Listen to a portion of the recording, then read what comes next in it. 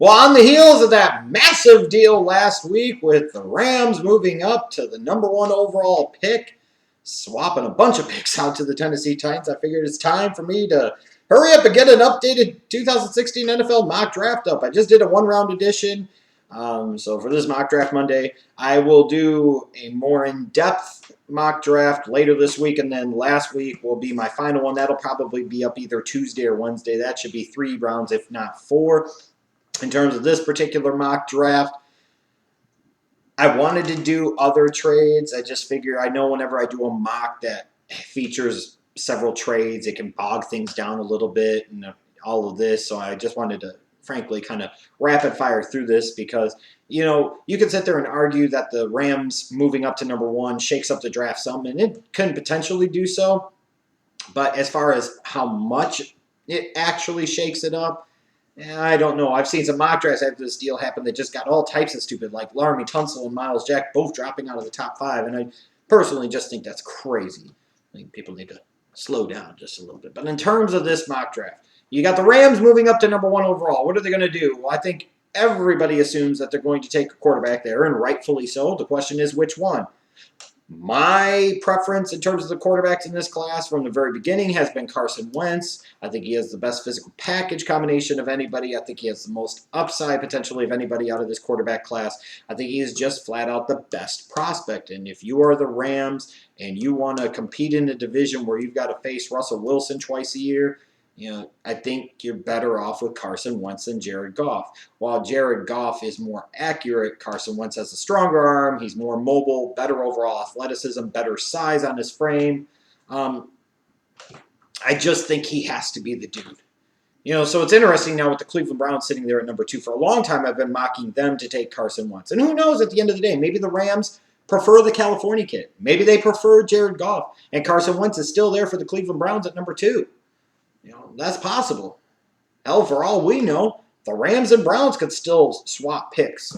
You know, the Browns could now potentially say, hey, we want to be the Browns and we want to be fucking morons and we want to peel out of this second pick and not take this quarterback that's fallen into our laps, whichever one it may be, because we're the Browns and we're the skid marks of the league and we're fucking stupid.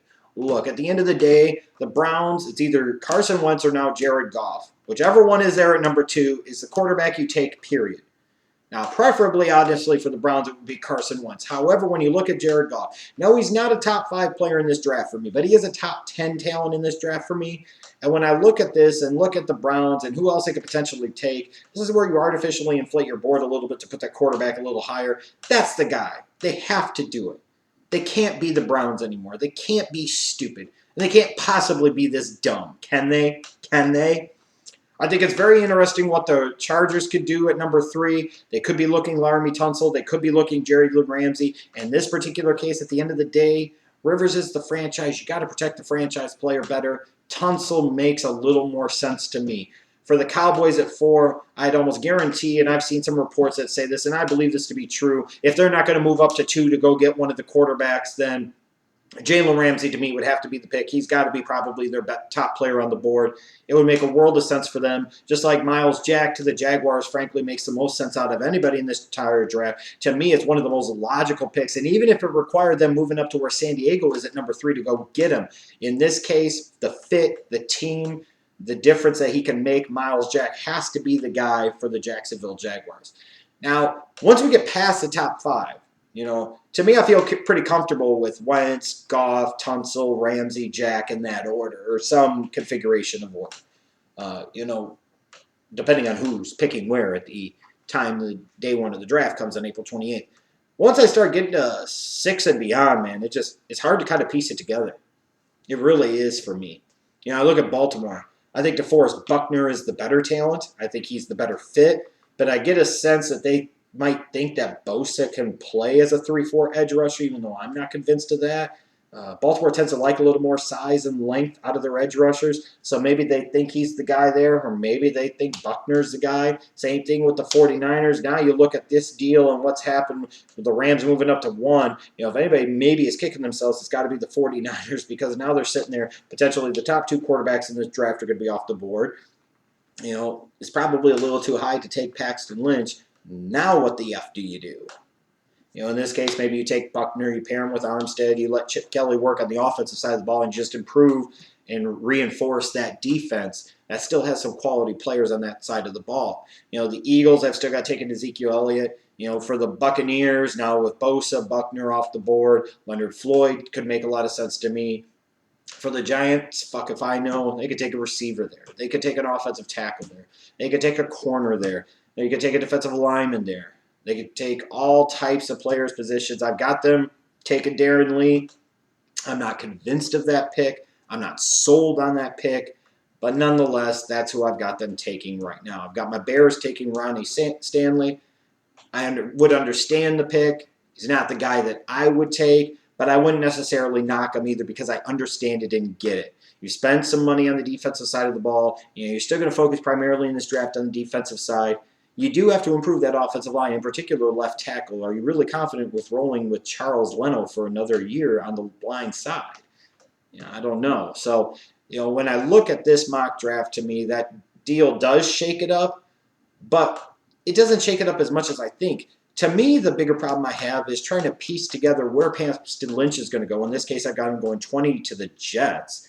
Then I look at the offensive linemen. Now, a lot of people are probably going to assume, like I did in this mock draft, doesn't mean I feel that way fully, solidly, convincingly, that Jack Conklin might be the guy there or Taylor Decker might be the guy there at 15 for the Titans. What other offensive linemen are going to move up the board a little bit because of both Stanley and Conklin potentially going in the top 15? What does this mean? You still got a defensive line class that's full of talent and depth. Where are they going to go? Some of these corners like Hargreaves and Jackson and Apple, where are they going to end up? A lot of this is hard for me to figure out right now. I'm going to be honest with you. Just get the feeling that this could be a really squirrely draft because it shapes up that way to me right now. But again, in terms of talking about the Rams and the Titans, just did a video talking about that trade. Everybody's going to want to kiss the Titans' ass and praise them to kingdom fucking come.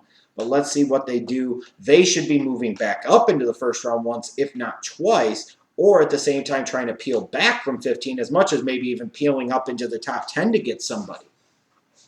And then for the Rams, it's all about that quarterback for this year and frankly for next year too. It'll be interesting to see who they end up choosing, and then the Cleveland Browns, what they decide to do, and then seeing some of those actually, frankly, better overall prospects like Tunsil, Ramsey, and Jack going off of the board in that order.